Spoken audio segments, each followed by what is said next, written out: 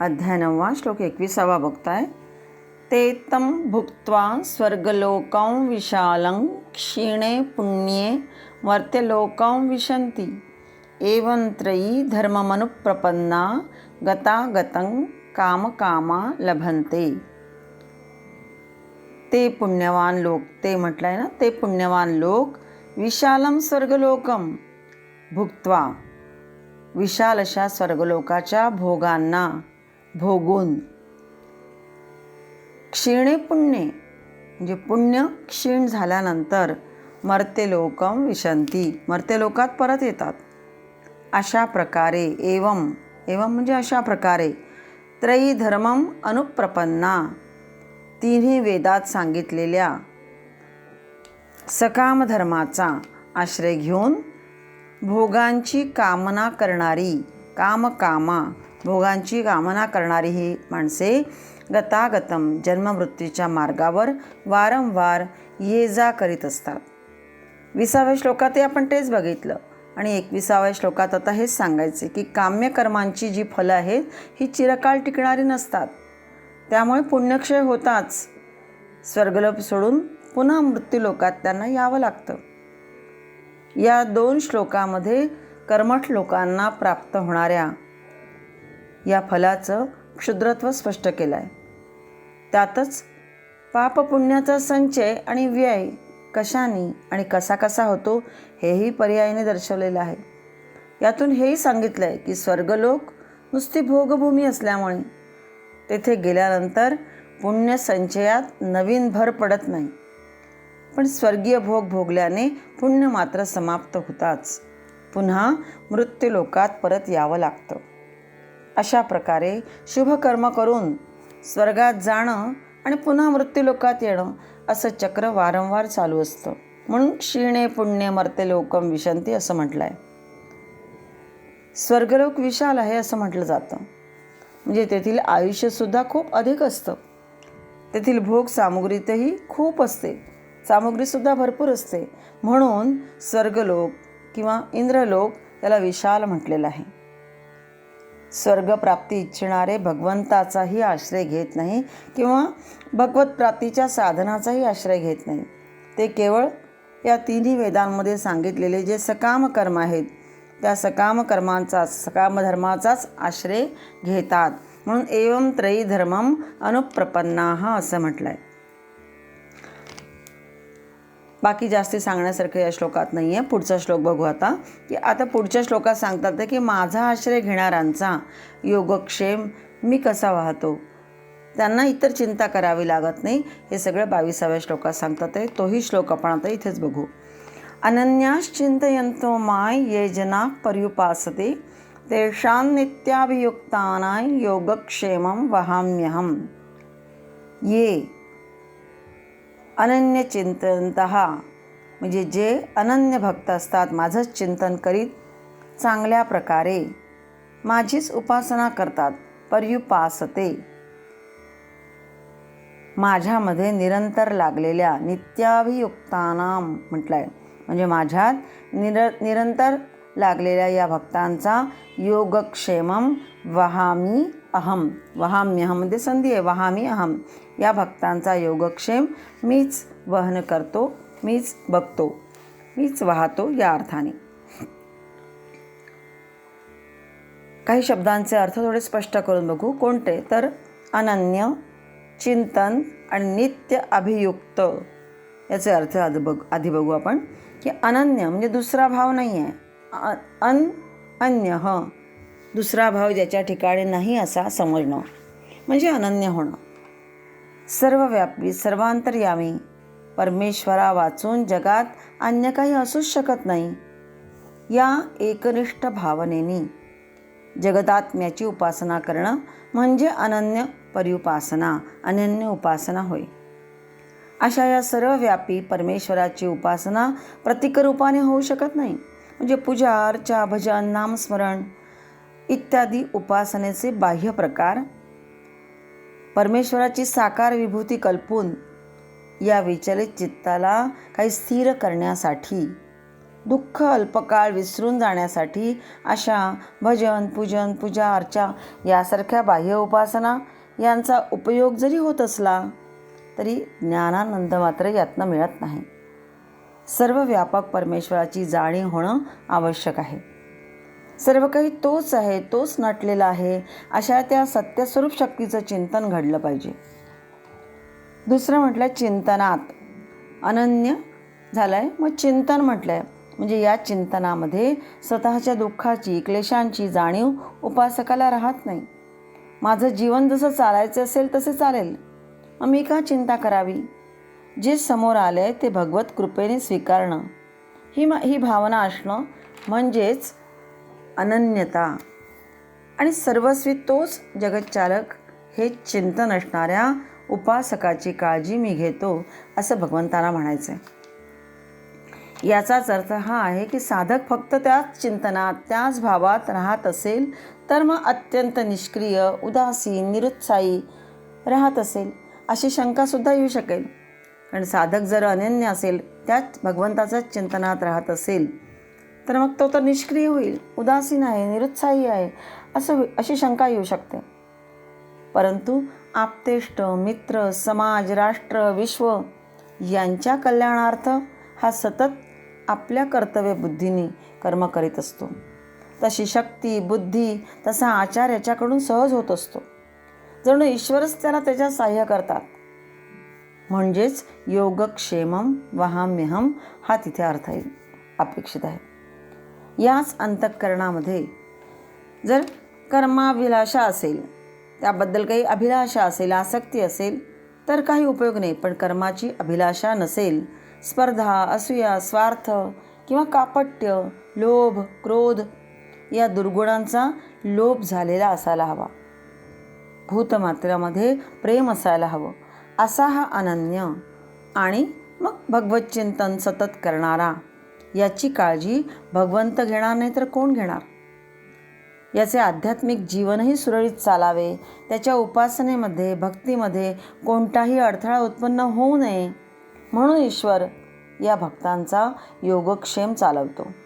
हा एक अबाधित असा सिद्धांत गीतेतून स्पष्ट केलेला आहे. त्यासाठी हा शब्द इथे आलेला आहे की भगवंत म्हणतात योगक्षेमम वहामी अहम. अहम योगक्षेमम वहामी. मी त्याचा योगक्षेम पाहतो, मी त्या उपासकाची काळजी पाहतो. आता योगक्षेम वाहणे म्हणजेच काय? तर अप्राप्तस्य प्रापणम योगः, म्हणजे जे अद्याप प्राप्त झालेलं नाही आहे त्याची प्राप्ती करून देणं म्हणजे योग. आणि प्रापणस्य रक्षणं क्षेमः, जे प्राप्त झाले आहे त्याचं रक्षण करणं त्याला क्षेम असे म्हणतात. योगक्षेमचा अर्थ असा आहे, जे प्राप्त झालं नाही आहे त्याची प्राप्ती करून देणं म्हणजे योग, आणि जे प्राप्त झालेलं आहे त्याचं रक्षण करणं म्हणजे क्षेम, म्हणजे योगक्षेम. हा पूर्ण या शब्दाचा अर्थ आहे. खरं तर सृष्टीमध्ये जे जे काही उत्पन्न होत आहे त्याचा योगक्षेम चालवण्याची यंत्रणा सृष्टीमध्येच असते. त्याप्रमाणे त्याचा योगक्षेम चालतच असतो. पण मनुष्याशिवाय इतर योनींचा म्हणजे जीवकोटीचा योगक्षेम अशा प्रकारे चालतो. पण मनुष्याला मात्र हा जो जीवकोटीचा योगक्षेम चालतो हा मनुष्यांशिवाय, पण मनुष्याला बुद्धीचा उपयोग करून इच्छा आकांक्षेप्रमाणे प्राप्त करून घेण्याचे स्वातंत्र्य आहे. पण अभिलाषापूर्तीसाठी मनुष्य कष्ट करतो, अहंभावाने प्रेरित होऊन वस्तूला प्राप्त करतो. पण त्याच्या रक्षणाची जबाबदारी त्याची वाढत जाते. मग त्यातच तो ज्याने जे दिले आहे ते सर्व त्याला विसरत जातो. ज्याच्यामुळे मला हे प्राप्त झालेलं आहे त्या भगवंताला हा विसरतो. परंतु खरा ईश्वर भक्त जो असतो हा ईश्वर भक्तीमध्ये रंगून गेलेला असतो. सर्व भार ईश्वरावर ठेवून आपलं नित्य कार्य, विशेष कार्य निरासक्त, निर्मम होऊन करीत असल्यामुळे त्याचा योगक्षेम मी पाहतो असं भगवंत म्हणतात. उदरनिर्वाह हा इथे अर्थ नाही आहे त्या ठिकाणी की त्याचा उदरनिर्वाह बघण्याचं काम मी करतो, हा तिथे भगवंतांना अपेक्षित नाही आहे, म्हणायचं नाही आहे. तर आलिया भोगासी असावे सादर, देवावरी भार घालून या मनोमन निष्ठा असलेल्या भक्ताची संपूर्ण काळजी मी घेतो, हे इथे भगवंताला सांगायचं आहे. अर्थात भगवंताचं प्रेम सर्वत्र समत्वाने आहे, पण साभिलाष भक्ती अनन्य नसते.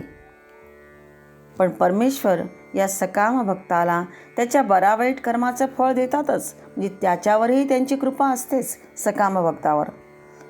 पण त्याप्रमाणे त्याला बरं वाईट कर्माचं फळ मिळतंच. पण जसं लहान मुलासाठी आई एखाद्या वस्तूची आवश्यकता लगेच समजते, त्याची इतरांहून थोडी वेगळी अधिक काळजी ती घेत असते.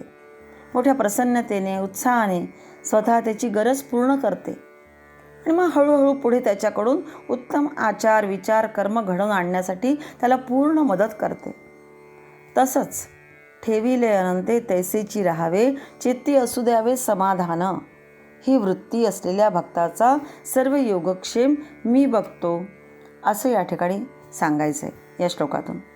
4थ्या अध्यायातील 11व्या श्लोकात म्हटलंच आहे की ये यथा माम प्रपद्यन्ते तांस तथैव भजाम्यहम, म्हणजे जे मला जसे भजतात तसा मी सुद्धा त्यांना भजतो, म्हणजे त्यांची काळजी मी घेतो. यातून हे जाणून घ्यायचं आहे की भक्ताला भगवंताच्या सेवेमध्ये आनंद येतो, जसा त्याप्रमाणे भगवंताला सुद्धा भक्ताच्या सेवेत आनंद येतो. आपल्याला जसे भगवान श्रीकृष्णाच्या अलौकिक वाणीतून श्रवलेल्या या गीतेच्या श्लोकांना वाचताना, अर्थ सांगताना, ऐकताना जसा आनंद मिळतो, नुसता आनंद नाही तर निर्मळ आनंद मिळतो, त्याशिवाय सुचत नाही, तसंच भगवंताचेही आपल्याकडे लक्ष असेल किंवा असावे हा विश्वास या श्लोकातून आपल्याला मिळू शकतो. हे निश्चित. अशीच प्रार्थना आपण करूया. योगक्षेमं वहाम्यहम हे भगवंतांनी सांगितलेल्या यावर विश्वास ठेवून अनन्य भावाने अनन्य चित्त होऊन नित्याभियुक्तानाम, त्या अशा नित्य अभियुक्त असणाऱ्या या सगळ्या निरंतर लागलेल्या भक्तांचा योगक्षेम मी वाहतो, यावर आपण पूर्णपणे विश्वास ठेवूया आणि भगवंत ती आपली प्रार्थना नक्कीच सफल करेल, असं या श्लोकातून आपण समजून घेऊया.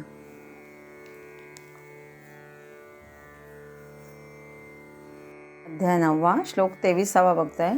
ये प्यन्य देवता भक्ता यजन्ते श्रद्धयान्विताः तेऽपि मामेव कौन्तेय यजन्त्य विधिपूर्वकम्. ये अपि अन्य देवता भक्ता यजन्ते, हे कुंतीनंदन, कौंतेय खाली दिलंय, हे कुंतीनंदन. ये म्हणजे जे कोणी भक्ताहा, जे कोणी भक्त, श्रद्धापूर्वक, श्रद्धान्विताहा म्हणजे श्रद्धापूर्वक, अन्य देवता यजन्ते म्हणजे अन्य देवतांचे पूजन करतात. ते अपि, अवग्रह निघून जाईल, अपि होईल तिथे, ते सुद्धा, माम एव माझेच पूजन करतात, परंतु कसं तर यजंती अविधिपूर्वकम, त्यांचं पूजन असतं अज्ञानपूर्वक, अविधिपूर्वक असं असतं. जरी ते श्रद्धापूर्वक अन्य देवतांचं पूजन करतात, त्याद्वारे ते जणू काही माझंच पूजन करतात, परंतु ते सगळं त्यांचं अज्ञानपूर्वक असतं, अविधिपूर्वक असतं, हे यातून सांगायचं आहे. अन्य देवतांच्या सकाम उपासनेमुळे जे काही फळ मिळतात या सकाम भक्तांना, ते माझ्याचद्वारे मिळतात. पण हे जरी खरं असलं तरीसुद्धा त्यांचं कर्म अविधिपूर्वक असतं, अज्ञानमूलक असतं. मग कधी सकामतेने करताना प्रमादसुद्धा होतात त्या कार्यामध्ये त्यांच्या. ज्ञानी भक्ताला जे श्रेयस, खरं श्रेयस प्राप्त होतं किंवा त्यांचं ज्ञानी भक्तांचं जे आध्यात्मिक कल्याण होतं ते या सकाम भक्तांचं होत नाही, कारण चुकलेल्या मार्गाने यांची भक्ती असते. म्हणून ते मजपर्यंत, या परमात्म्यापर्यंत ते पोचत नाहीत. उदाहरणार्थ, जसं पुण्याहून निघताना काशी यात्रेला जाण्याची इच्छा केली, पण चुकून बंगलोरला जाणाऱ्या गाडीत आपण बसलो, तर आपला विधी चुकला, कारण काशीला आपण पोचू शकत नाही. परंतु काशीला जाण्याची इच्छा आहे मनात, कारण आपला मार्ग चुकला होता.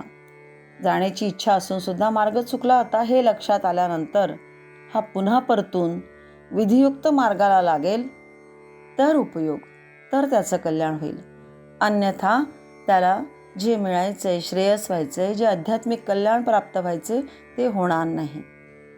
याच 9व्या अध्यायामध्ये 20व्या श्लोकामध्ये त्रैविद्या माम आणि 22व्या श्लोकामध्ये अनन्याश्चिंतयन्तो माम. शिवाय 23व्या श्लोकात आहे आत्ता, तेपि माम एव, तिन्ही ठिकाणी. माम म्हणजे मला. शब्द देण्याचं तात्पर्य असं आहे की सर्व काही भगवंतच आहे. जर निष्काम भाव भगवत बुद्धी झाली असेल तर त्यांचं पूजन अविधीपूर्वक राहणार नाही. म्हणून तर ते पूजन त्यांचं कसं होईल, भगवंतासाठीच पूजन होईल आणि तेच त्यांना फलद्रूप करणारं राहणार आहे. पण जर अविधीपूर्वक अज्ञानपूर्वक असेल तर त्यांना त्यांचं ते श्रेयसाकडे जाणारं राहणार नाही किंवा आध्यात्मिक कल्याण करणारं होणार नाही, हे त्यातून सांगायचं आहे. पुढचाही श्लोक 24वा आता आपण इथेच बघू.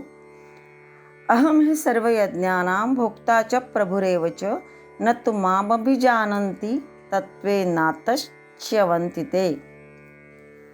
कारण ही आलंय तिथे. कारण संपूर्ण यज्ञाचा भोक्ता, सर्व यज्ञानां भोक्ता प्रभुः च एव आणि स्वामीही मीच आहे, हा पहिल्या ओळीचा अर्थ आहे. कारण संपूर्ण यज्ञानां भोक्ता च प्रभुः एव च, भोक्ता आणि स्वामीही मीच आहे. न तु माम अभिजानन्ति, न तु माम अभिजानन्ति तत्त्वेन, तत्वानी हे लोक मला न अभिजानन्ति, मला तत्वानी जाणत नाही, त्यामुळेच काय होतं, च्यवन्ति ते, त्यांचं पतन होतं. च्यवन्तीचा अर्थ आहे अधःपतन होतं, हे इथून सांगायचं आहे. आपण 3-4 अध्यायापासून वाचतोय, ऐकतोय की सृष्टी यज्ञरूप स्वरूप असून तिची सगळी कार्य यज्ञविधीला धरूनच असतात. त्यावरून आपल्याला हे ठाऊक झालंय की यज्ञ म्हणजे तत्वतः त्याग. जाणीवपूर्वक किंवा अजाणतेपणाने सर्व सृष्टीमध्ये एक महान यज्ञ चाललेला असतो. परस्परांच्या त्यागामुळेच या विश्वाची धारणा होत आहे. भिन्न भिन्न स्वरूपांनी चालणाऱ्या या यज्ञाचा भोक्ता आणि त्या यज्ञांना सर्व प्रकारे चालना देऊन ते यज्ञ घडवून आणणारा सूत्रधारक, सूत्रसंचालक स्वामी परमेश्वर हा सर्वांतर्यामी असल्यामुळे तोच हे सर्व काही सर्वत्र नटलेला आहे. तोच भोक्ता आहे आणि तोच प्रभूही आहे. वैदिक काली जी यज्ञ प्रक्रिया रूढ झालेली आहे त्यामध्येही त्या यज्ञांमध्ये विशिष्ट देवतांना मंत्रोक्त विधीने आवाहन केलं जात असे आणि मग ती देवता प्रसन्न होऊन ते यज्ञफल उपासकांना देतही असे.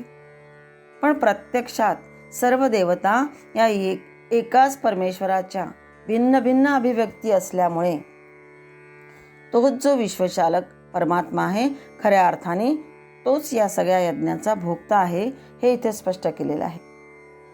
पण सर्व यज्ञांचा भोक्ता हाच परमात्मा आहे हे विसरून सकाम भावनेने प्रेरित होऊन काम्य कर्म यज्ञादी विधी केले तर त्याचं फळ मात्र उपासकाला जे मिळते ते त्यामध्येच मग तो गुरफटत जातो आणि मग संसार बंधनामध्ये तो अडकत जातो.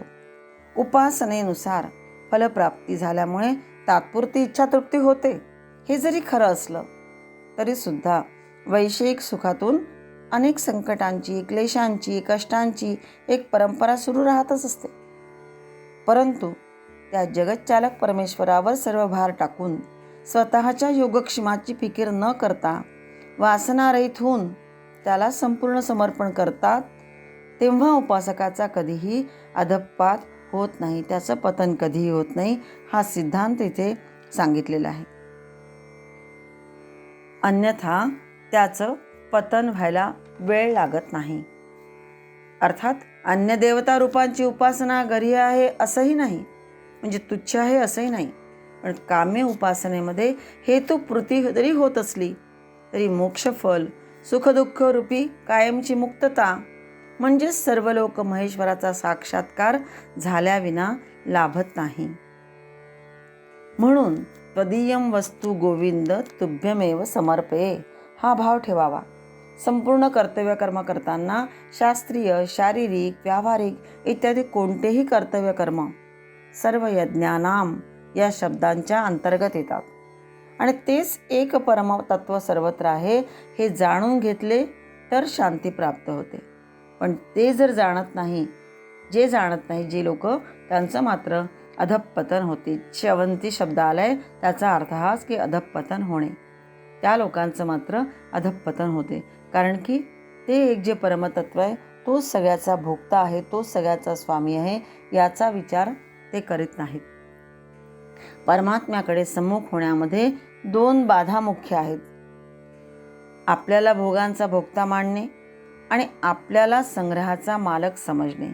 या 2 बुद्धींमुळे, या 2 प्रकारामुळे बुद्धी उलटी होते आणि मग त्यामुळे च्यवंती असे लोकांचं अधःपतन होत जातं असं म्हटलेलं आहे.